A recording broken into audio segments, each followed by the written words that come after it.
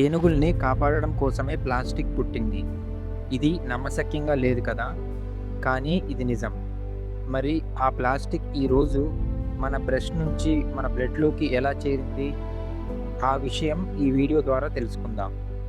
మొదట ప్లాస్టిక్ ఎక్కడి నుంచి వచ్చిందో దాని హిస్టరీ చూద్దాం. ఆ తర్వాత ప్లాస్టిక్ అంటే అసలు ఏంటి?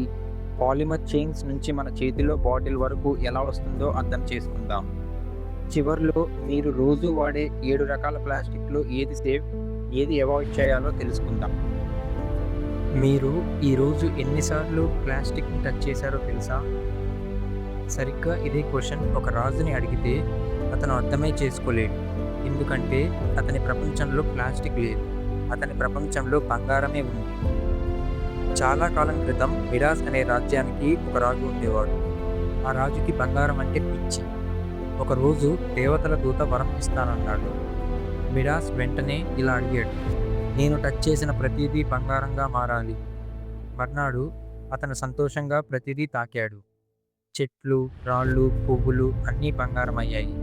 కానీ తినాలనే రొట్టె తీసుకుంటే బంగారు మొక్క అయింది. నీళ్లు తాగాలంటే బంగారపు నీళ్ళయ్యాయి. నోట్లో ఒక్క గింజ కూడా పోలేదు. అప్పుడే అతని చిన్న కూతురు పరిగెత్తుకొచ్చి హగ్ చేసింది. ఆ అమ్మాయి బంగారం విగ్రహంగా మారిపోయింది. మిడాస్ మోకాళ్ళ మీద పడి అరిచాడు, నాకు బంగారం వద్దు, నా కూతురు కావాలి అని.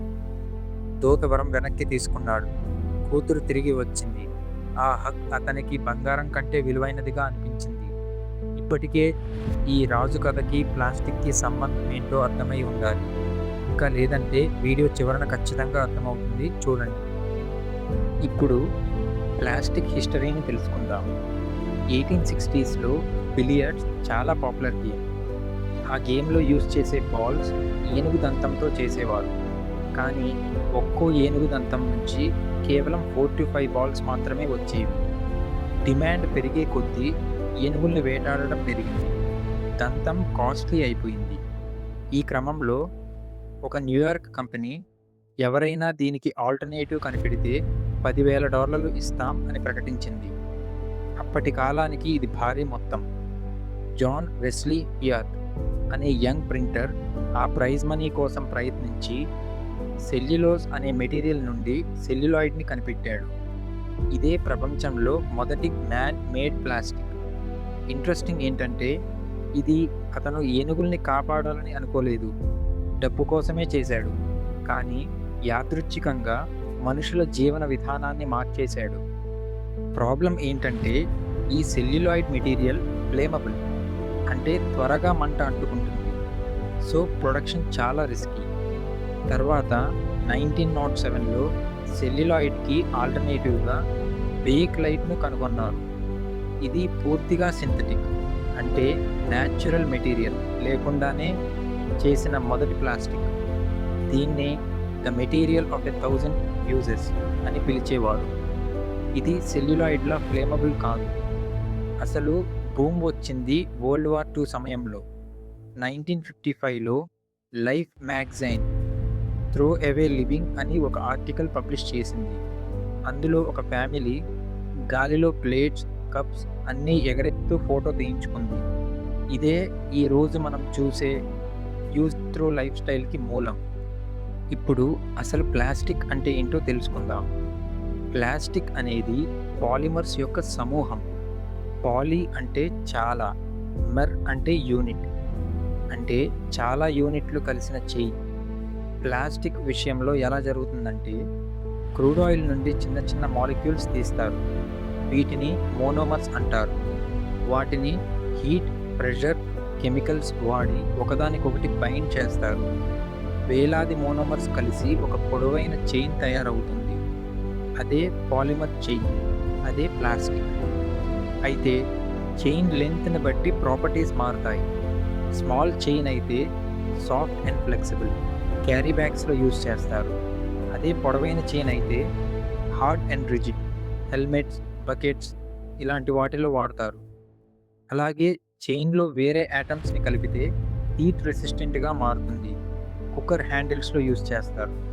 అందుకే ఒకే క్రూడ్ ఆయిల్ నుంచి వందల రకాల ప్లాస్టిక్స్ తయారు చేయగలుగుతున్నారు. కానీ ప్రాబ్లం కూడా ఇక్కడే ఉంది. ఆ చైన్ చాలా స్ట్రాంగ్‌గా ఉంటుంది.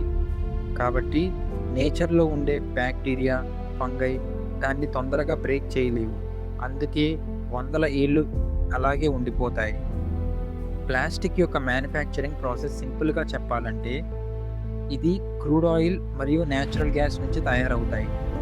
పెట్రోల్ తయారు చేసే ప్రాసెస్ లాంటిదే. కానీ చివర్లో ఒక చైన్ లాంటి మెటీరియల్ వస్తుంది. దాన్ని హీట్ చేసి మౌల్డ్‌లో పోసి కావాల్సినంత మారుస్తారు. అంతే. ఇప్పుడు ప్లాస్టిక్స్ ఎన్ని రకాలు ఉన్నాయో చూద్దాం. మీరు ఈరోజు ఎన్ని రకాల ప్లాస్టిక్స్ వాడారో తెలుసా? వాటర్ బాటిల్ ఒక రకం, క్యారీ బ్యాగ్ ఒక రకం, థర్మాకోల్ కప్ మరో రకం.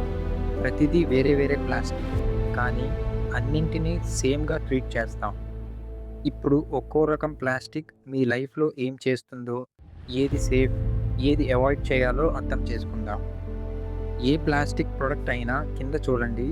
ఒక ట్రయాంగిల్ షేప్‌లో 1 నుంచి 7 వరకు ఒక నంబర్ ఉంటుంది.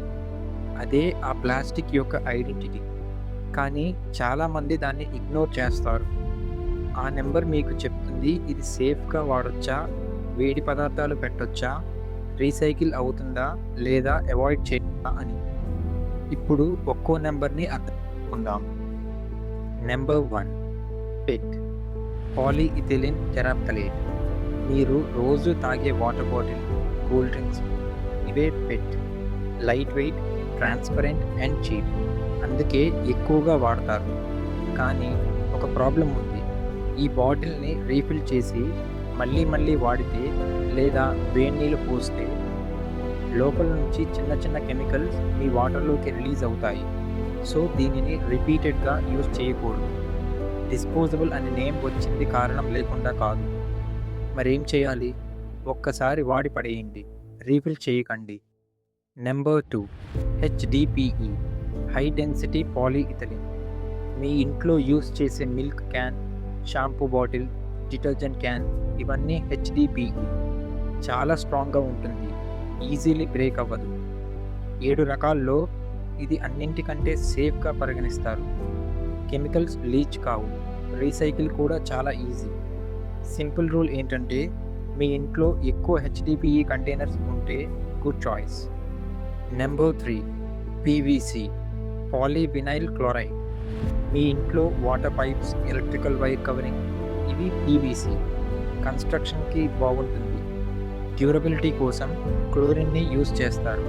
కానీ ఇది బర్న్ అయితే క్లోరిన్ గ్యాస్ రిలీజ్ అయ్యి టాక్సిక్ ఫ్యూమ్స్ రిలీజ్ అవుతాయి. Recycling almost impossible. అందుకే ఫుడ్ ప్యాకేజింగ్‌కి దీన్ని వాడరు. మరి ఏం చేయాలి? ఫుడ్ దగ్గర పీవీసీ వద్దు. ఇల్లు కాలిపోతే పీవీసీ పైప్స్ నుండి విడుదల అయ్యే స్మోక్ చాలా డేంజరస్.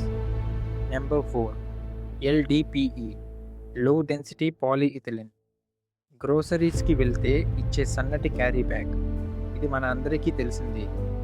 సాఫ్ట్‌గా, ఫ్లెక్సిబుల్‌గా ఉంటుంది. Relatively safe. కానీ ప్రాబ్లం ఏంటంటే చాలా తేలిగ్గా గాల్లోకి ఎగురుతుంది. చెట్లకి చుట్టుకుంటుంది. నదుల్లో తేలుతుంది. ఇండియాలో అత్యంత విజిబుల్ ప్లాస్టిక్ పొల్యూషన్‌కి కారణం ఇదే. మరేం చేయాలి? ఎల్‌డిపిఈ బ్యాగ్స్ వాడకం తగ్గించాలి. రీయూజబుల్ బ్యాగ్స్ క్యారీ చేయాలి. Number 5 PP polypropylene. మీ tiffin box, bottle caps, straws ఇవి పాలీప్రొపిలిన్. వేడి ఫుడ్ పెట్టినా, మైక్రోవేవ్‌లో వేసినా స్టేబుల్‌గా ఉంటుంది. 7 రకాల్లో ఇది హెచ్‌డిపిఈ తర్వాత most safest option.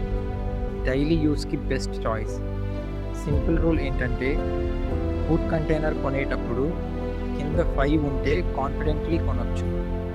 Number 6 PS polystyrene. Birthday పార్టీస్‌లో వాడే వైట్ డిస్పోజబుల్ ప్లేట్స్, కప్స్ ఇవి పాలిస్టైరిన్ కింద వస్తాయి. వాడుక భాషలో థర్మోకోల్ అని పిలుస్తుంటాం. చాలా చీప్ అండ్ లైట్ వెయిట్. కానీ ఇందులో హాట్ టీ ఆర్ కాఫీ పోస్తే స్టైరిన్ అనే టాక్సిక్ కెమికల్ రిలీజ్ అవుతుంది. ఇది క్యాన్సర్‌కి కారకం. పైగా ఇది రీసైకిల్ కాదు, డీకంపోజ్ కాదు, నేచర్‌లో ఫరెవర్ ఉంటుంది. మరేం చేయాలి? థర్మాకోల్ కప్స్‌లో వేడి డ్రింక్స్ తాగకూడదు. ఈ ఒక్క హ్యాబిట్ మీ హెల్త్‌కి చాలా తేడా చేస్తుంది. ఇప్పుడు మనం స్టార్టింగ్‌లో చెప్పుకున్న ఆ స్టోరీలోకి వెళ్దాం. అదే మిడాస్ రాజ్ స్టోరీ. ఆ రాజు టచ్ చేసిన ప్రతీదీ బంగారమైంది. మనం టచ్ చేసిన ప్రతీదీ ప్లాస్టిక్ అయింది. కానీ ఇక్కడ ఒక తేడా ఉంది. ఆ రాజుకి తన తప్పు అర్థమై పొందిన వరాన్ని వెనక్కి తీసుకోమని కోరుకున్నాడు. కూతురు తిరిగి వచ్చింది. మరి మన సంగతి ఏంటి? మనం ఇంకా అదే వరం అడుగుతున్నాం. ప్రతిరోజు, ప్రతి కొనుగోలులో, ప్రతి థర్మాకోల్ కప్‌లో. ఆ రాజు పొందిన వరాన్ని దేవతల దూత వెనక్కి తీసుకెళ్ళాడు. మరి మనం తయారు చేసుకున్న ప్లాస్టిక్‌ని వెనక్కి తీసుకెళ్ళేందుకు ఎవరూ రారు. కానీ ఆ రాజుకి లేని ఒక్క విషయం మనకి ఉంది. అదే చాయిస్. ప్లాస్టిక్‌లో ఏ టైప్ తక్కువ వాడాలి, ఎంతవరకు వాడాలి అన్నది మన చేతుల్లోనే ఉంది. నంబర్ 2, నంబర్ 5 ఉన్నంతలో ఎక్కువ వాడొచ్చు. నంబర్ 3, నంబర్ 6 అవాయిడ్ చేయాలి. రీయూజబుల్ బ్యాగ్ వాడాలి. ఆ చాయిస్ మనది. మనకు మాత్రమే ఉంది. అది ఫ్రెండ్స్. అవసరంలో వచ్చి అనవసరంగా మిగిలిపోయే అతిథి కథ. ఈ ప్లాస్టిక్ కథ. ఈ వీడియోలో మనం 3 విషయాలు అర్థం చేసుకున్నాం. ప్లాస్టిక్ ఎక్కడి నుంచి వచ్చింది? ప్లాస్టిక్ అంటే ఏంటి? ఏది సేఫ్ అండ్ ఏది అవాయిడ్ చేయాలి అని. కానీ ఇక్కడతో స్టోరీ అవ్వలేదు. ప్లాస్టిక్ మనకి తెలియకుండానే మన బాడీలో అండ్ బ్లడ్‌లో చేరిపోయింది. దాని అసలు డ్యామేజ్ ఇంకా చూడలేదు. తర్వాత వీడియోలో ప్లాస్టిక్ వాడకం, సింగిల్ యూజ్ ప్లాస్టిక్ మరియు ఈ విశ్వాసఘాతక స్నేహితుల నుంచి బయటపడే దారి చూద్దాం. ఆ రాజుకి దేవతల దూత సాయం చేశాడు. మనకి ఆ దూత రాడు. మనమే మారాలి. ఈ వీడియో యూజ్‌ఫుల్ అనిపిస్తే మీ ఫ్యామిలీ అండ్ ఫ్రెండ్స్‌కి షేర్ చేయండి. వాళ్ళకి కూడా తెలియాలి కదా! మళ్ళీ కలుద్దాం. అర్థం చేసుకుందాం.